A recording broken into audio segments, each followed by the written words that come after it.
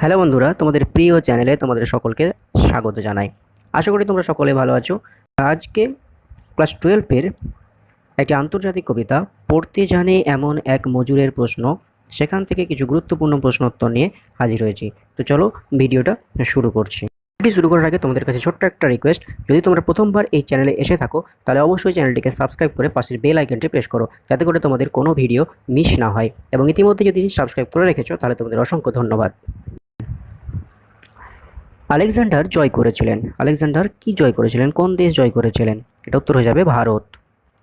ভারত জয় করেছিল তরুণ আলেকজান্ডার। আলেকজান্ডারকে ছিলেন দিগ্বিজয়ী বীর। ১০ বছরে একজন করে কার উদ্ভব হয়? মহামানব। জয়োৎসবের ভোজ বানাতো কারা? জয়োৎসবের ভোজ কারা বানায়? ঠাকুর বা রাঁধুনি। ৭ বছরের যুদ্ধ জিতেছিল কে? জিতেছিল দ্বিতীয় ফ্রেডারিক। আর কেউ কাঁদেনি, কেবল কে কেঁদেছিল? স্পেনের ফিলিপ কেঁদেছিল। স্পেনের ফিলিপ কেঁদেছিল খুব। কারণ কি? বিরাট আর্মাডা ডুবলো যখন, তখনই কেঁদেছিল। ফিলিপ সেখানকার সম্রাট ছিলেন। কোথাকার সম্রাট ছিলেন? স্পেনের সম্রাট ছিলেন। কোন বিখ্যাত যুদ্ধে আর্মাডা ডুবেছিল? অ্যাংলো স্প্যানিশ যুদ্ধে। আর্মাডা কে? রণতরীর বহর। রাজা দ্বিতীয় ফ্রেডারিক ছিলেন রোমান সম্রাট। আর্মাডা ডুবে গেলে কেঁদেছিলেন কে? কেঁদেছিলেন ফিলিপ কেঁদেছিলেন।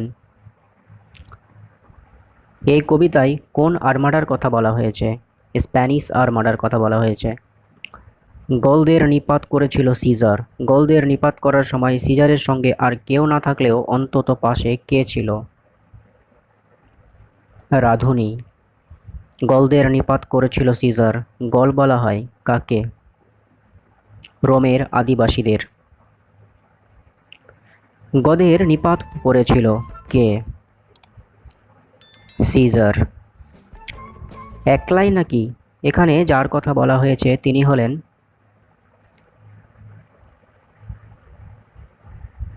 সেই রাতে চিৎকার উঠেছিল কৃতদাসের জন্য। আটলান্টিসে। ডুবতে ডুবতে সেই রাতে চিৎকার উঠেছিল কার জন্য? কৃতদাসের জন্য। যখন সমুদ্র তাকে খেলো, সমুদ্র কাকে খেলো? আটলান্টিসকে। উপকথার দ্বীপটির নাম কি? আটলান্টিস। সেখানে কি সবাই প্রাসাদেই থাকতো? কোন জায়গার কথা বলা হয়েছে? বাইজেন্টিয়াম। এত যে শুনি বাইজেন্টিয়াম সাম্রাজ্যের আধিপত্য সবচেয়ে বেশি ছিল কোথায়? গ্রিকদের। সবচেয়ে বেশি ছিল গ্রিকদের। সিজার কোন স্থানের প্রশাসক ছিলেন? রোমান প্রশাসক ছিলেন। মোহনীয় রোম বানালো কে? রোম হলো টাইবার নদীর তীরে অবস্থিত ইটালির রাজধানী। মোহনীয় রোম ছিল জয় তোরণে ঠাসা। কোথায় গেল রাজমিস্ত্রিরা? সময়টা ছিল কোন সময়? সেই সন্ধ্যায়। চীনের প্রাচীন তৈরির কাজ শেষ হয়েছিল কখন? সন্ধ্যাবেলা। চীনের প্রাচীর যখন শেষ হলো সেই সন্ধ্যায় কোথায় গেল? কাদের আর খুঁজে পাওয়া গেল না। কাদের? রাজমিস্ত্রিদের। চীনের মহাপ্রাচীর তৈরি হয়েছিল প্রধানত চীনের কোন দিক? কিসের জন্য? উত্তর সীমান্ত রক্ষার জন্য। সোনা ঝকঝকে লিমা যারা বানিয়েছিলেন, লিমা অবস্থিত কোথায়? প্রশান্ত মহাসাগরের উপকূলে। লিমা হলো একটি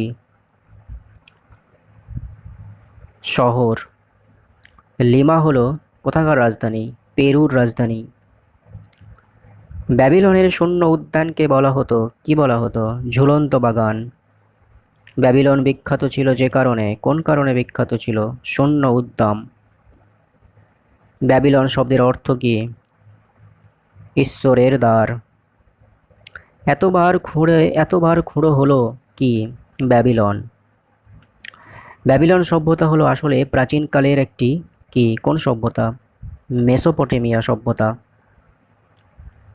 কে আবার গড়ে তুলল এতবার? কি গড়ে তুলেছিল? ব্যাবিলনকে। রাজারা কি পাথর ঘাড়ে করে আনতো? যেখানকার রাজার কথা বলা হয়েছে, কোথাকার রাজা? থিপসের রাজা। বইতে কাদের নাম লেখা হয়? রাজার। কে বানিয়েছিল 7 দরজাওয়ালা থিপস? এখানে থিপস হলো একটি উত্তর মিশরের বিলুপ্ত প্রাচীর নগর। থিপসের দরজা কটি? 7টি। কে বানিয়েছিল? এখানে কি বানানোর কথা বলা হয়েছে? 7 দরজাওয়ালা থিপস। পড়তে জানে এমন এক মজুরের প্রশ্ন কবিতাটি অনুবাদ করেছিলেন কে? শঙ্খ ঘোষ। বেটল্ড ব্রেকট কবি ছাড়াও ছিলেন একজন নাট্যকার। বেটল্ড ব্রেকট হলেন একজন কোথাকার কবি? জার্মান কবি। পড়তে জানে এমন এক মজুরের প্রশ্ন কবিতার রচনাকার হলেন বেটল্ড ব্রেকট। পৃথিবীর দ্বিতীয় বৃহত্তম মরুশহর কোনটি? লিমা। লিমা যারা বানিয়েছিল তারা থাকতো কোন বাসায়? লিমার অবয়য় ছিল শ্বেত পাথরের তৈরি। তারা থাকতো কোন বাসায়? কাদের সম্পর্কে এই প্রশ্ন? যারা লিমা বানিয়েছিল। তো বন্ধুরা, এই হচ্ছে তোমাদের জন্য এমসিকিউ কিছু গুরুত্বপূর্ণ প্রশ্ন। তোমরা এগুলো অনুসরণ করো, আশা করি অবশ্যই পরীক্ষায় কমন পাবে। ভিডিওটি শুরু থেকে শেষ পর্যন্ত দেখার জন্য তোমাদের ধন্যবাদ এবং চ্যানেলটিকে সাবস্ক্রাইব করে তোমরা এই চ্যানেলটির পাশে থাকো।